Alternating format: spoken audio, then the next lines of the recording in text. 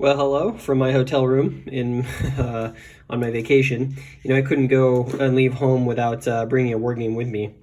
And I decided to bring along this one because it is basically two pieces of paper, a handful of counters, and the world's tiniest D10s. This is Schwarm, a game designed by Jeremy White, who you may know as the man who did Atlantic Chase, among many others, and Mark Aasted, who I'm not familiar with. This is a game that came in one of my issues of Against the Odds magazine. I believe it came in the one that was Thunder Upon the Land, if I'm not mistaken. And it is a game, a pretty simple game, about being a German fighter squadron attacking a damaged B-17 Allied bomber during World War II. That bomber will have broken off from the bombing mission due to some sort of damage, and you are the Schwarm, which is the fighter squad, chasing it down, trying to hunt it down and shoot it out of the sky. Uses this kind of circular chart here based on altitude and these aircraft counters to determine the attacks that you do. You basically make passes at the bomber from different angles, trying to blow it up. The bomber will be destroyed if it takes a certain number of hits. At the beginning of the game, we determine what caused it to break off from the rest of the bombing mission, and in this case, at the start of this game, it took an engine hit, so it's turned around trying to get back to England or some other Allied base. If it takes 4 engine hits, it is destroyed. If it takes 6 fuselage hits, it is destroyed. 3 tail hits, 2 cockpit hits. There's also gun hits, which affect its ability to fire back at your fighters, and you'll see that in action as we go. There's this marker here, tactical points. Tactical points are used for a number of different things. One, they're used to send more aircraft in an attack run against the bomber. They're also used to get die roll modifiers for your attacks, and if you ever run out of them, you lose the game, or the game is over. And so you don't want to run out of them. They also can be decreased, I believe, in a certain way. So you want to make sure that you have enough of a buffer here with your tactical points to make sure that you can continue the mission with your aircraft. The other couple of things, the B-17 has 2 turrets. It's got a ball turret and a top turret on the aircraft. At the beginning of the game, these are randomly assigned. And it just so happens that both of these turrets are facing forward as the aircraft makes its way this way. And the sun is is basically shining up here towards the aircraft from 11 o'clock high position. So there's some advantages to attacking out of the sun, and attacking into the sun is not good. And we'll see how that works as well. The other thing you need to know are these inertia dots around the side of the aircraft. Those are going to affect when the planes make their attack run, where they actually get displaced to. So there's a concept of like in-air sort of maneuvering, which is kind of cool as well. I've done all of the starting setup. Other than choosing what type of aircraft I'm going to use, I have a choice. I can either go with a squad of BF-109s, and on the other side of this aircraft are die roll modifiers. Some are better than others. Or I can choose these FW-190s. I'm going to choose the BF-109s just because they don't suffer as much of a penalty at high elevation as the FW-190s. This would be probably more of an advanced game thing. And so we are going to put these tokens, which we're going to draw from a cup, into that cup. I don't actually have a cup, so we're going to use my hat because I didn't bring a cup with me. We're just going to do that. We've got the hat going. Thankfully, it's a brand new hat, so it doesn't smell like me or my head. And we're just going to mix those up. And then the next clip here you're going to see is when we start gameplay, and I'll show you the first attack pass of these German aircraft. All right, so of my 6 aircraft I have available, these BF-109s, I've selected 4. That did cost me a tactical point so you get 2 for free on the first pass. You can add more with tactical points. I spent a tactical point to get 2 more, so we've got 4 BF-109s. They've all got to be placed in the same zone. And I decided to make them in the front zone because the sun is here. And I thought that might be a good spot to sort of come for the initial attack out of the sun, right? I started them coming in low, so they're coming in under the aircraft. And the reason I did that is because I know that the top turret can only target high and level aircraft. So the bomber is expecting the attack to come out of the sun high, so the Germans switched it up and they're coming under low. Now we need to check and see if there's a position change for any of these aircraft, and we'll do this, I believe, one at a time. And so what we do is we look at the inertia value of the space, these number of dots, 3. So if this roll is greater than 3, these aircraft are going to actually move in relation to the bomber. So we'll do the first one. I rolled a 1, so this guy is good. Next one, I rolled a 1. This guy is good. Oh, look at that. Bomber not sure, not taking evasive maneuvers. Okay, here's a 6. So we rolled a 6. So this aircraft must move. He must shift towards the rear of the bomber in the shortest path possible. So he rolled a 6, and so we look at these inertia numbers. So this, to move out of this space, costs 3 of that 6. So this aircraft would go here. Now, this inertia space here is 2. That would be 5. That's still not greater than 6. So he would actually go here. And then because this space here is 1, that would equal exactly 6. He would actually move again to here. He would be at the, the 8 o'clock low position. Now, if this number of dots here had been more than 1, and that number would have exceeded, the total number of inertia shifts would have exceeded the die roll, then he would stop and stay there. So that is why I am not moving from 8 o'clock to 7 o'clock. So this BF-109 is actually coming in sort of at a crosswise angle from the rear, which is actually pretty good because the turrets are both facing forward, so maybe not a bad thing. Now we have to check for the last aircraft here, and we roll a 9, so he's going to go 3, 4, 5, 6, 9. He's going to go there. So we've got 2 BF-109s this way, 2 BF-109s this way. Looks like a plane in their wingman. And we are now going to... Oh, and the other thing that happens here is if a fighter shifts 2 or 3 arcs, which are these slices on the pie, they actually must lower 1 level. So this guy, because he shifted 2 arcs and because he's already in low, he actually aborts, and so does this guy. He aborts as well because they shifted more than 1 arc. So that's the danger of starting low. You probably want to start high, but I didn't want to get targeted by that turret. Now, when an aircraft aborts, they literally go back to the cup, and you might be able to draw them again next turn. So all functionally it means is that I used a tactical point here to no avail because the 2 other aircraft that I got from that tactical point were not able to keep up with the bomber and had to abort their run.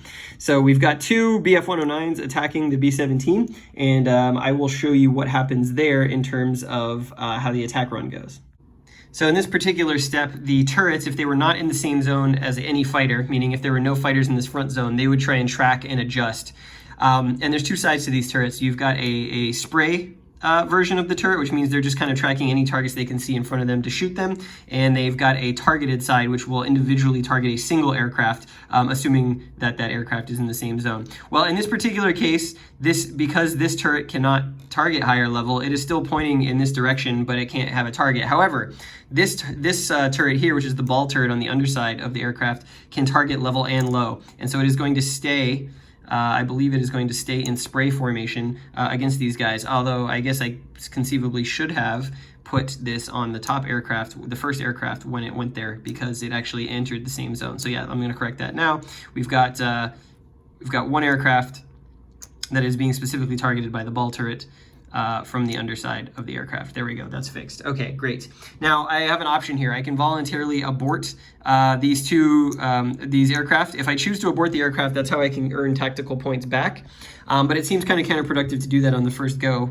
And maybe I don't have the best placement here. I'm still kind of learning this. I mean, the game, by the way, is 2 pages of rules. It's this sheet, so it's not super complex, but it does kind of have like a unique view of the way the game plays. It's not really comparable to any other war games. All right, so now let's do the combat, and I'll show you how that works, and the bomber will fire back at us. I should also mention how you win the game before we do this attack, and that is you win the game. Well, I talked about you win the game by destroying the bomber, but if any of your fighters take any hits, everyone peels off and you lose. So you cannot take any hits on your fighters. So this might be over before it starts, but let's check it out. So the first thing we do is we flip over the fighters. You've got a black number and a red number. And these are the DRMs that you get to your attack. The black number is your attack. The red number is your defense against the turret. And you can see the turret has a similar thing here. It's got DRMs as well for attack and defense. So the first thing we're going to do is resolve the attack. Now, normally you resolve the attacks 1 at a time. However, if 2 aircraft are in the same actual space, in this case they are both in the 11 o'clock low position, you are allowed to not combine them, but you're allowed to use for both of their attacks, you're allowed to use the best DRM. So in this case, this aircraft would get a +3. This aircraft normally would get a +2, but because he's in the same space, he can actually use the +3 as well. So that's how we're going to do that. So we're going to roll the black die. And there's a couple of modifiers here. So first of all, we check the modifier here. There's 0 modifier coming from low. We check the modifier on the chits, the aircraft, +3. And like I said, this guy gets +3 as well. And then we check the modifier on the turret, which is -1. So we are +2. Up here, if I can focus on that, you can see the kind of damage we'll do based on what we roll. And we do need to roll higher than 10 to make a hit. So we're getting +2 to the dice. That means we need to roll at least an 8. Let's resolve the first combat here with this aircraft. And we rolled a 6, that is a miss, and then we're going to roll The second aircraft, that is a 5, that is a miss. So both aircraft failing to strike the B-17. Now, the B-17 gets to shoot back, and this is where we look at the red numbers. So because they're coming in low, there's a +1. There's also a +1 on each of these because of the aircraft itself, and another +1 on the ball turret based on which sort of elevation they're at. In this case, it doesn't really matter. Low is 1, so it's a +3 against each fighter, and let's do it. Needs more than a 10. He immediately rolled a 10. So I believe he blows this this unit out of the sky, this BF-109, and that's going to end the game right there because the bomber has forced the fighters off. And what a short game that was. Aha, but it's not actually totally over. So if the fighter gets hit, you can spend a tactical point, and this is what I mentioned earlier. If you spend tactical points, that's how you can get them basically removed forcibly. I mean, obviously I don't want the game to end, so I'm going to forcibly spend one. So if I spend one here, it's basically a break off. It's a break off of this plane before he can be destroyed, and I do that. And now I believe this switches over to spray just because the aircraft that he was targeting is gone, I believe, or it doesn't count, actually. I'll have to double check that, but I believe now this is only a +2. Oops, that's the wrong die. We roll the red die. Roll the 5, not enough. Even if this does go to him, it's not enough. So this aircraft survives and lives to fight another day, and I believe he returns to the cup. Yes, remove them, put them back in the cup, hat, and we'll do another pass, and we'll get moving here.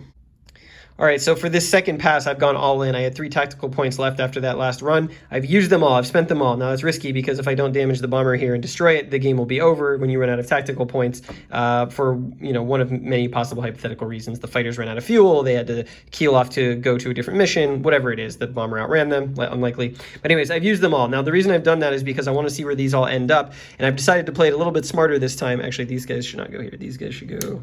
Let's actually put these guys here. So I don't want to put anyone here because that's going into the sun. That gives them a negative modifier to their attack. So we'll see where they go. But I've done basically 2 each from the rear, away from the turrets. Now it's possible the turrets can swivel around, but we'll see how that goes. But now I'm going to make the position checks for these, and I'll show you what happens after that. Okay, so here's what it looks like after the aircraft moved. The aircraft that were in sort of the 7 o'clock position shifted over to the 6 o'clock, and some of a couple of the aircraft, I believe there's 3 aircraft here. Yeah, so one of the aircraft at 6 o'clock was able to stay there. One of them shifted over to 7 o'clock. Functionally, we've got a situation that looks like this as they came in behind to take up positions, which is really, really good.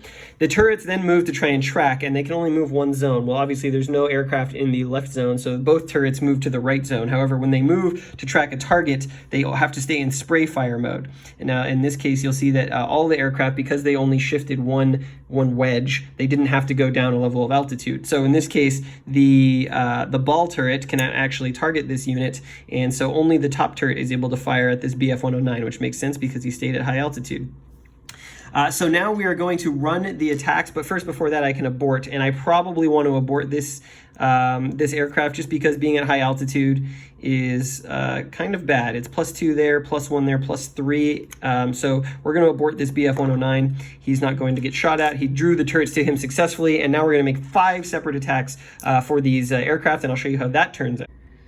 Well, here's what ends up happening.